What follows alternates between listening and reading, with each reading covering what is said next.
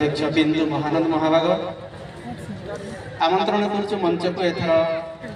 आउ जने बहुमुखी प्रतिभा Milan Kumar Gaud fireman Golamunda fire station जड़े बलशाड़ी मनीष भाव में अंचल मौड़ निवेदन कर लोकायुक्त केस करी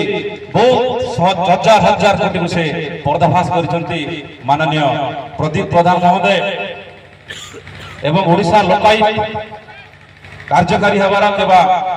केवल तांकर प्रमुख भूमिका रही माननीय प्रदीप प्रधान महोदय आमे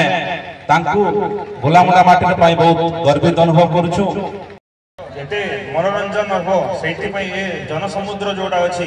तो सेटा हम प्रार्थना करूछि आउ हम ब्लॉक चेयरमैन जेमति कहिले जे समस्त शांति श्रृंखला रक्षा करी ए जो मनोरंजन कार्यक्रम को बहुत भलो भाव उपभोग करि परिया।